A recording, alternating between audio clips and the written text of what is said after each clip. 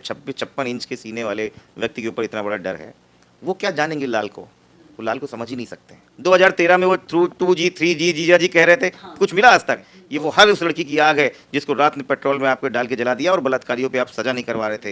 ये उन बेरोजगारों की हाल है, ये उन दलितों की बात है, ये इन पिछड़ों की बात है जिनका हक आपने आरक्षण के तरीके से छीना है। और ये लड़ाई समाजवादी पार्टी अकेले नहीं लड़ रही है, इस प्रदेश की 24 करोड़ जनता, ये भारतीय जनता पार्टी के कुछ अहंकारी लोगों के खिलाफ मोर्चा बंद होकर चल रहे हैं।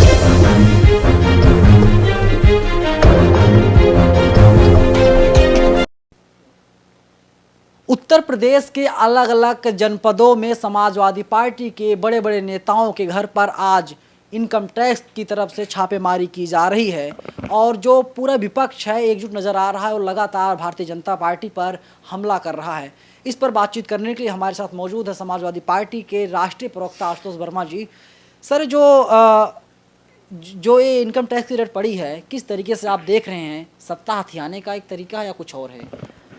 देखिए, जब 1 महीने बाद चुनाव की घोषणा होनी है और ये 24 करोड़ की जनता एक बार फिर से अपनी 18वीं विधानसभा के लिए अपने नुमाइंदे चुनने जा रही है, पूरे 5 साल समाजवादी पार्टी के फीते काटते काटते जब ये दिन आ गए हैं कि अब समाजवादियों को नाम भी नहीं मिटा पा रहे हैं, तब भारतीय जनता पार्टी ने अपनी उस बी टीम को लेके आया जिसको रिजर्व में रखते हैं।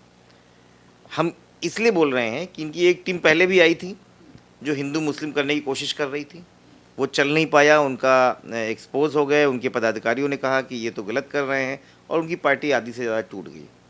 जब वो हथियार काम नहीं आया तो अब किसी तरीके से समाजवादी पार्टी और समाजवादी पार्टी से समर्थित लोगों को, उनको आप मेंटली परेशान करें, उनको आप ज़बरदस्ती IT रेड डालें, उनको आप क्या कहते हैं कुछ उल्टे सीधे कागज़ लगा के उनको फंसाने की कोशिश कर रहे हैं।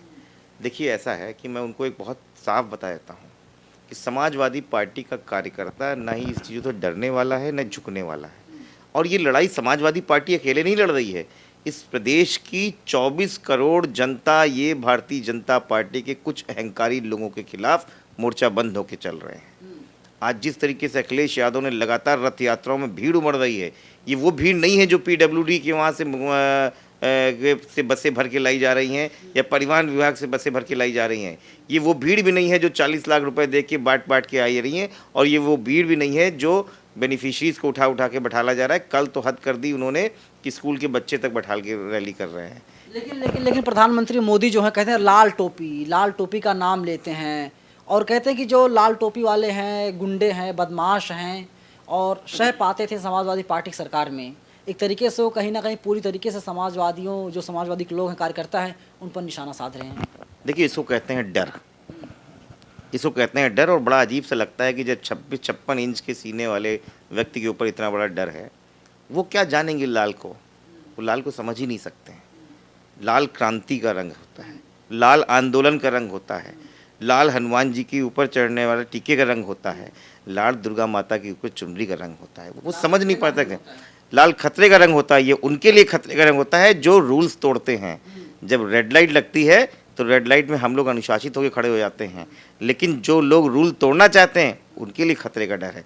तो उत्तर प्रदेश की जनता जानती है कि उत्तर प्रदेश में जो बाहर से लोग आए हैं, जो गलत काम कर रहे हैं, इनके लिए लाल खतरे का रंग है। वो मान चुके हैं इस बात को, वरना ये हालात ना होती।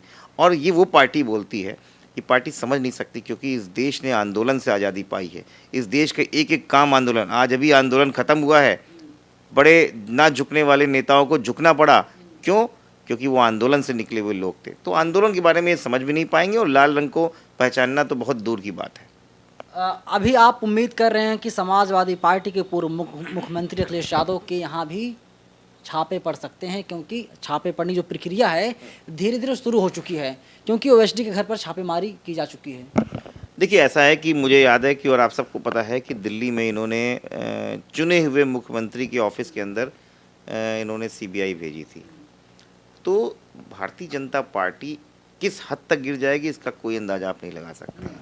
बिलो द बेल्ट वॉर करने वाले लोग, ये इनसे आप उम्मीद नहीं कर सकते, कुछ भी कर सकते हैं। लेकिन देखिए, इन सब से हमारा मनोबल टूटने वाला नहीं है। हम तो कहते हैं ना कि हम लोग तो आंदोलनकारी हैं, समाजवादी वैसे भी डरते नहीं। आप तो घुमा रहे हैं। मेरा सीधा सा सवाल ये है, क्या उम्मीद की जाए? आप बीजेपी को डरपोक बता रहे हैं, डरी हुई पार्टी बता रहे हैं, और बी टीम का नाम ले रहे हैं, क्या अखिलेश यादव के ठिकाने पर छापे पड़ सकते हैं? नहीं, इसमें घुमाने की कौन सी बात है ये बताइए। हम तो कहते हैं कि वो मार सकते हैं, वो मारे। वो कहते हैं हम जहाँ जहाँ चाहें हमारे, देखिए हम लोगों को इन सब चीज़ों का मिले क्या उनको? क्या उनको दिल्ली में कुछ मिला? कुछ नहीं मिला। 2013 में वो 2G 3G जीजा जी कह रहे थे, कुछ मिला आज तक?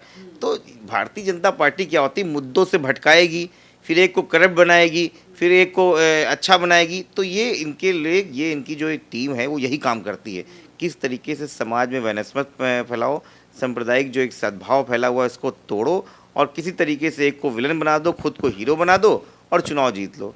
लेकिन यहाँ पे 24 करोड़ के भविष्य का सवाल है, उन बेरोजगारों का सवाल है, उन महिलाओं का सवाल है, उन घर के राशन का सवाल है जो बिल्कुल टूट गया है।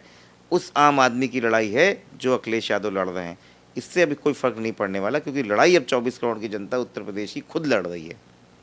आप ये कह रहे हैं कि बीजेपी वर्सेस 24 करोड़ जनता? बिल्कुल, ये लड़ाई समाजवादी पार्टी नहीं लड़ रही है, ये लड़ाई इस देश का वो हर तबका लड़ रहा है जो 2017 से लेके 2022 तक परेशान है। ये वो हर उस लड़की की आग है जिसको रात में पेट्रोल में आपको डाल के जला दिया और बलात्कारियों पे आप सज़ा नहीं करवा रहे थे। ये हर बेरोजगार की वो आवाज़ है जो लगातार फॉर्म पे फॉर्म भरता जा रहा है और अब उसकी हालत ये है कि आप बता रहे हैं पेपर आउट हो जाएंगे।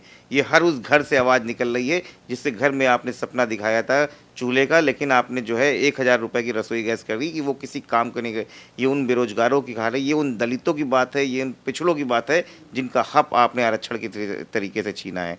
तो इस 24 करोड़ की जनता भारतीय जनता पार्टी से लड़ाई लड़ रही है, समाजवादी पार्टी उसमें सहयोग दे रही है। चलिए, समाजवादी पार्टी के राष्ट्रीय प्रवक्ता हैं, इनका साफ कहना है कि अगर अखिलेश यादव के ठिकाने पर छापेमारी सीबीआई, ईडी या तमाम एजेंसियां करती हैं तो कोई चौंकाने वाली बात नहीं है, क्योंकि भारतीय जनता पार्टी का एक ही मकसद है, किसी तरीके से सत्ता हासिल की जाए। देखना होगा कि जब मार्च के महीने में चुनाव के नतीजे आएंगे तो उत्तर प्रदेश की जनता किसे अपना अगले 5 सालों के लिए मुख्यमंत्री चुनती है। नवीन कुमार नंदन, नेशनल इंडिया न्यूज़, लखनऊ। तो अगर आपको पसंद आया हो तो इसे लाइक करें, कमेंट करें, शेयर करें और हाँ, हमारे चैनल को सब्सक्राइब करना ना भूलें ताकि देश विदेश से जुड़ी खबरें आप मिस ना करें, क्योंकि कोरोना काल में 2 गज दूरी, मास्क है जरूरी। नमस्कार।